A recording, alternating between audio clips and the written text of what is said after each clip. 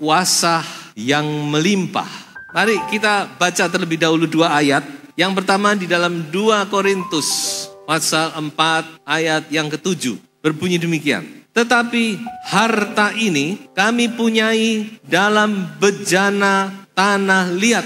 Bejana tanah liat bicara tentang tubuh kita. Supaya nyata bahwa kekuatan atau kuasa yang melimpah-limpah itu berasal dari Allah, bukan dari diri kami. Jadi kuasa yang melimpah itu berasal dari Allah, bukan dari diri kita yang cuma bejana tanah liat ini. Ayat yang kedua dari 2 Petrus 1 ayat yang ketiga. Karena kuasa ilahinya telah menganugerahkan kepada kita segala sesuatu yang berguna untuk hidup yang saleh oleh pengenalan kita akan Dia yang telah memanggil kita oleh kuasanya yang mulia dan ajaib.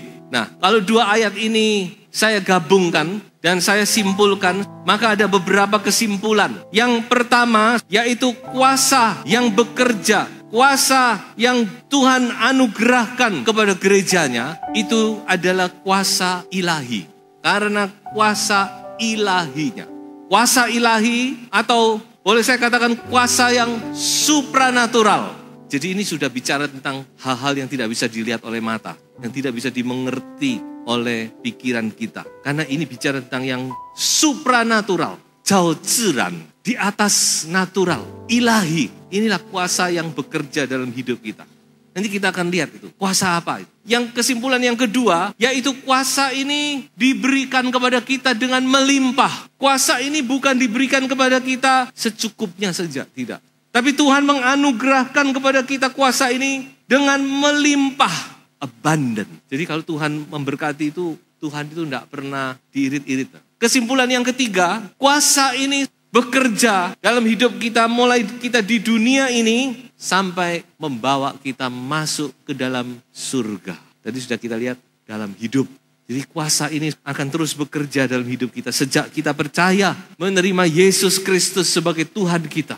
Mengakui Dia sebagai Tuhan dan Allah kita. Kuasa ini bekerja terus bekerja membawa kita sampai kita nanti ketemu dengan Dia di awan-awan yang permai dan bersama-sama dengan Dia sampai selama-lamanya. Dan yang terakhir dikatakan bahwa kita perlu mengenal kuasa ini. Kita perlu mengenal, perlu mengerti, perlu mengetahui. Nah itulah sebabnya kita akan melihat. Tadi sudah saya katakan kita tidak akan lihat ke detail, tapi saya akan selayang pandang saja. Ada 7 kuasa yang Allah sediakan bagi kita. Dan 7 kuasa ini bekerja dalam hidup kita. Sadar atau tidak sadar. Yang pertama yaitu kuasa darah Yesus. Ini yang pertama-tama dialami oleh setiap orang percaya. Yesus Kristus waktu disalib. Darahnya terus mengucur sampai habis. Sampai dia akhirnya menyerahkan nyawanya. Nafas terakhir. It is finished. Sudah genap.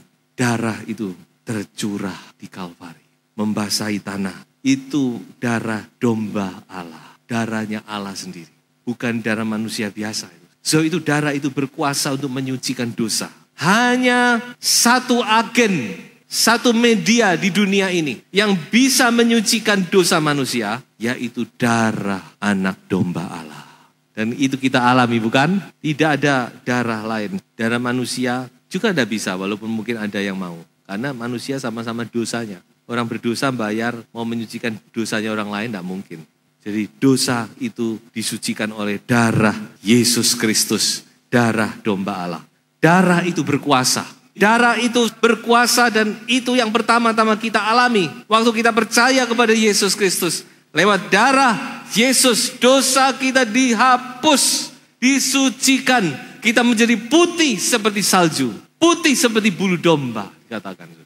Haleluya. Tapi masih ada banyak kuasa dari darah ini. Satu lagi yaitu perlindungan. Darah ini punya kuasa melingkupi, melindungi saudara. Ya ini bisa kita lihat dari gambaran waktu bangsa Israel keluar dari Mesir. Pintu-pintu yang dikasih darah atas dan kiri kanan. Membentuk tanda salib bukan? Atas dan ambang daun pintu. Pintu yang ada tanda darah, orang yang diam di dalamnya terlindung. Malaikat maut tidak bisa menjamah. Semua terlindung. Tapi pintu yang tidak ada tanda darah, anak sulungnya akan mati. Jadi darah ini melingkupi, melindungi. Sehingga di dalam Yohanes dikatakan kita dilindungi oleh Yesus Kristus. Sehingga si jahat tidak bisa menjamah. Jangankan mau mencelakai kita, menjamah saja nggak berani dia. Karena darah Yesus ini berkuasa, saudara. Iblis tidak tahan dengan darah Yesus. Darah Yesus itu melindungi, saudara. Melingkupi kita. Jadi ini saudara, kuasa darah Yesus yang pertama. Yang kedua, kuasa yang bekerja di dalam kita, yaitu kuasa nama Yesus. Nama ini adalah nama yang berkuasa, saudara. Bukan sembarang nama ini. Mengapa? Karena nama ini adalah nama yang di atas segala nama. Haleluya. Yaitu Yesus Kristus. Allah memberikan kepada Yesus nama yang di atas segala nama. Haleluya. Satu saat semua lutut akan bertelut. Semua lidah akan mengaku Yesus adalah Tuhan. Nama Yesus ini nama yang luar biasa. Tidak ada nama seperti nama Yesus. Semua bahasa di dunia ini tahu tentang nama ini. Tidak berubah hampir nama. Ya dengan versi masing-masing. Karena nama ini tidak ada yang bisa mengganti. Dan yang lebih luar biasa lagi, nama ini sudah diberikan kepada kita. Jadi kita oleh Tuhan Yesus diberi izin, diberi wewenang, diberi otoritas untuk memakai nama ini. Ini luar biasa, saudara. Saudara mau memakai namanya orang, tidak mudah bukan? Nah saudara, tapi Yesus nama yang luar biasa diberikan kepada kita, gereja Tuhan, dan kita bisa memakai nama itu, saudara. Mari kita baca beberapa ayat. Yohanes 14 ayat 13 dan 14. Dan apa juga yang kamu minta dalam namaku, aku akan melakukannya, supaya Bapa dipermuliakan di dalam Anak. Jika kamu meminta sesuatu kepadaku dalam namaku, aku akan melakukannya. 16 ayat 23 dan 24. Dan pada hari itu, kamu tidak akan menanyakan apa-apa kepadaku. Aku berkata kepadamu, sesungguhnya segala sesuatu yang kamu minta kepada Bapa akan diberikannya kepadamu dalam namaku. Sampai sekarang kamu belum meminta sesuatu pun dalam namaku. Mintalah, maka kamu akan menerima supaya penuhlah sukacitamu. Haleluya. Glory. Terima sebagai rema. Haleluya. Mintalah dalam namaku, kata Yesus. Mau ragu apa lagi, saudara? Tuhan sendiri berkata, kamu minta sesuatu dalam namaku, tapi dalam nama Yesus. Makanya kalau doa jangan lupa ya, dikunci di dalam nama Yesus Kristus. Karena yang didengar oleh Bapa hanya di dalam nama anaknya yang tunggal, yaitu Yesus Kristus. Itu jaminan kita, itu doa kita didengar. So itu Amsal berkata apa? Ayat terakhir dari bagian ini, Amsal 18 ayat 10. Dikatakan orang benar itu, dia selalu lari kepada nama itu. Nama Tuhan adalah menara yang kuat. Kesanalah orang benar berlari dan ia menjadi selamat. Haleluya. Larilah kepada nama Yesus. Jangan lari kepada nama-nama yang lain. Tidak bisa menolong. Hanya nama Yesus yang bisa menolong kita. Yang ketiga, kuasa doa. Kuasa doa itu luar biasa. Kuasa doa itu bisa mengubah segala perkara. Kuasa doa itu bisa membuka tirai-tirai besi. Kuasa doa itu bisa mengubah jalannya sejarah. Haleluya. Kuasa doa itu bisa memberhentikan matahari dan bulan. Yosua berkata, matahari berhenti, bulan berhenti. Berhenti. Mengapa? Doa itu luar biasa. Karena yang menjawab doa adalah Allah yang hidup, Allah semesta alam. Haleluya. Allah yang tidak terbatas kuasanya. Kepadanya lah kita berdoa. Dan dialah yang menjawab doa-doa kita. Sebab itu jangan ragu-ragu, jangan bimbang.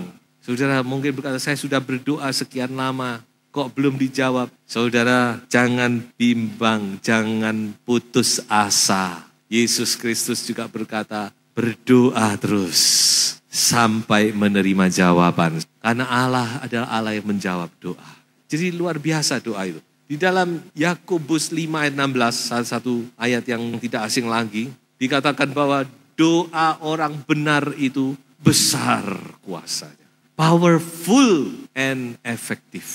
Jadi doa itu powerful, berkuasa, dan sangat efektif. Jangan jemu-jemu berdoa. Jangan putus asa untuk berdoa. Berdoalah dan Tuhan akan menyatakan kuasanya. Ini adalah dasar, bukan? Dasar hubungan kita dengan Tuhan. Orang bilang doanya adalah nafas hidup orang percaya. Nah, yang keempat sekarang, kuasa firman. Firman Tuhan itu berkuasa. Firman ini adalah dasar dari doa kita. Jadi saudara-saudara, saudara berdoa dasarnya di sini. Doamu kalau mau efektif, kuat, saudara harus punya dasar firman. Yang paling baik, saudara pegang firman, pegang janji Tuhan. Ini penting, saudara. Doa yang paling efektif, yaitu kalau saudara pegang janji Tuhan. Jadi Tuhan senang kalau kita ingatkan, Tuhan engkau berjanji, genapkan janjimu itu Tuhan. Jadi doa saudara ada dasarnya. Nah, firman Tuhan inilah dasar doa kita. Firman Tuhan ini luar biasa, saudara. Firman Tuhan ini tidak pernah gagal dikatakan. Firman Tuhan tidak pernah kembali dengan sia-sia. Janji Tuhan itu ya dan amin. Jadi firman Tuhan ini luar biasa. Saya akan tunjukkan satu ayat yang saya sangat terkesan, yaitu di dalam Lukas pasal 1 ayat 37, tapi di dalam bahasa Mandarin. Kalau dalam bahasa Indonesia kan sebab bagi Allah tidak ada yang mustahil. Tapi di dalam bahasa Mandarin, ayat ini berkata demikian. Inwei cui shen de hua, meiou yi ji bu dai nengli. Jadi artinya itu perkataan Allah tidak ada satu kata pun yang tidak mengandung kuasa. Ini perkataan dari malaikat kepada Maria. Perkataan Tuhan ini, firman Tuhan ini tidak ada satu kata pun, satu kalimat pun yang tidak mengandung kuasa di dalamnya.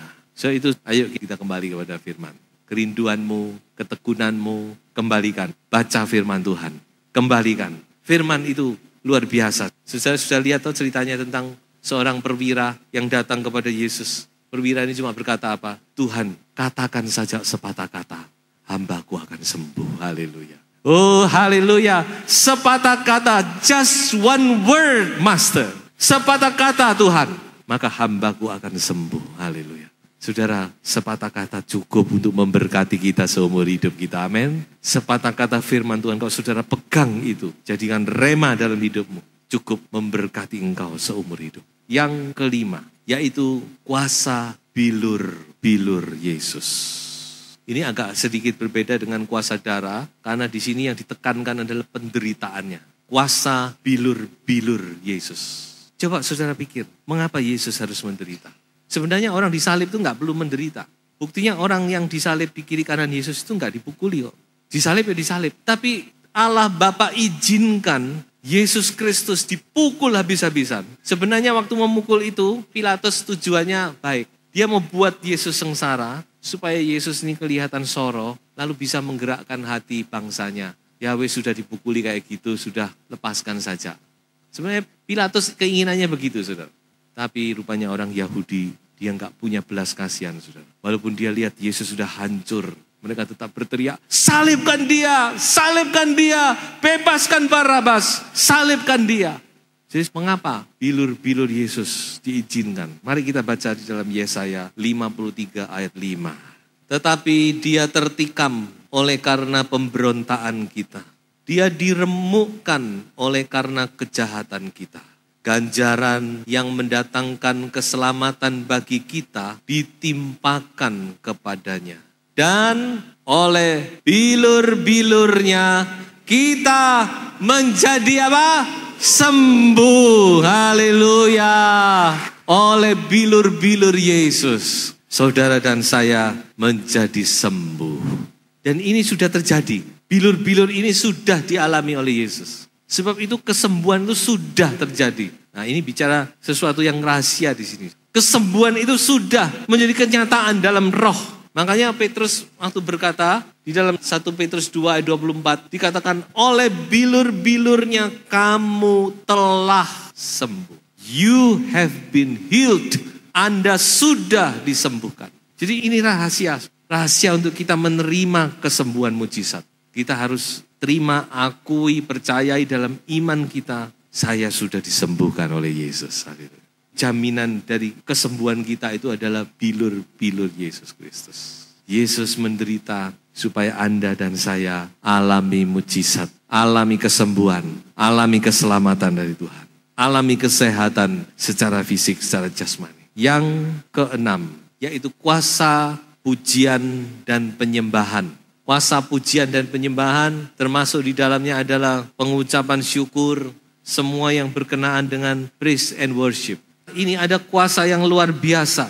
Kuasa pujian dan penyembahan itu sanggup menghancurkan benteng-benteng musuh. Tembok Yeriko hancur, bukan digempur oleh meriam, tetapi oleh pujian, sorak-sorai, musik, memuliakan Allah, roboh. Makanya menurut para ahli, robohnya Yeriko ini, temboknya itu roboh keluar. Susah. Kalau digempur itu kan roboh ke dalam. Tapi aneh katanya. Jadi ini ada satu kuasa ilahi bekerja. Lewat pujian dan penyembahan, benteng-benteng musuh dihancurkan. Menghadapi benteng apa? Menghadapi kesulitan apa? Menghadapi tantangan apa? Saudara, puji dan sembah dengan segenap hatimu. Jika engkau ada di rumah Tuhan, jangan sia-siakan kesempatan itu. Kesempatan yang luar biasa bukan? Kita bisa bersatu hati, ada musik, ada pemimpin pujian. Semua, kalau kita satu roh, kita segenap hati kita, wah luar biasa. Oh, roh Allah akan turun. Tahta Allah bertahta di atas puji-pujian. Puasa pujian itu bisa menghancurkan belenggu. Paulus dan Silas memuji Tuhan, belenggu terlepas. Gempa bumi yang aneh, gak rubuh, tapi belenggunya meretel. Kuasa pujian membebaskan belenggu-belenggu. Bebas. Tapi itu angkat pujian, sembah. Pujian itu dengan hati yang bebas. Bebaskan roh saudara. Angkat hatimu, sembah Tuhanmu. Maka belenggu-belenggu itu akan terlepas, saudara. Ikatan-ikatan, belenggu kesusahan, belenggu sakit penyakit, berbagai macam belenggu. Manusia ini banyak belenggu, banyak tidak bebas. Jiwa kita seringkali tertekan oleh ini, oleh itu. Coba saudara, puji Dia. Biarkan roh itu mengambil alih dalam pujian dan penyembahan. Maka engkau akan alami kebebasan, terlepas semuanya. Dan engkau akan alami sukacita surga. Kuasa pujian membawa kemenangan. Raja Yosafat melawan musuh dengan barisan pemuji. Barisan pemuji memuji Tuhan. Musuh tidak perlu perang. Mereka hancur sendiri. Luar biasa bukan ini? So itu dalam peperangan rohani, saudara pakai kuasa ini. Kalau saudara sampai satu saat sudah tidak tahu bagaimana harus berdoa. Saudara mulai memuji Tuhan. Puji Dia. Haleluya. Angkat hatimu, puji Dia. Maka engkau akan alami kuasa Tuhan bekerja. Dan yang terakhir adalah last but not least, yaitu kuasa Roh Kudus. Untuk mengunci semuanya ini. Kuasa Roh Kudus, merpati surga itu. Itulah yang bekerja di tengah-tengah kita. Kuasa Roh Kudus, datanglah mengurapi kami. Saudara, pengurapan Roh Kudus itu sangat penting. Dalam doa, dalam pujian dan penyembahan, yang paling penting adalah kita minta urapan Roh Kudus, saudara. Kalau urapan itu hadir, urapan itu mengurapi kita dengan sendirinya, segala sesuatu akan Tuhan selesaikan. Kalau urapan itu ada di tengah-tengah kita, maka segala kuasa, karunia, mujizat Allah akan dinyatakan. Sebab itu kuasa Roh Kudus itu luar biasa. Roh Kudus inilah yang memimpin kita. Roh Kudus inilah yang menunjukkan jalan kita. Menguatkan, menghibur, memberkati kita. Memberikan kemenangan. Coba kita baca satu ayat Mazmur 20 ayat 7-9. Orang ini memegahkan kereta dan orang itu memegahkan kuda. Tetapi kita bermegah dalam nama Tuhan Allah kita. Mereka rebah dan jatuh. Tetapi kita bangun, berdiri dan tetap tegak. Ayat 7. Sekarang aku tahu bahwa Tuhan memberi kemenangan kepada orang yang diurapinya. Dan menjawabnya dari sorganya yang kudus dengan kemenangan yang gilang gemilang oleh tangan kanannya.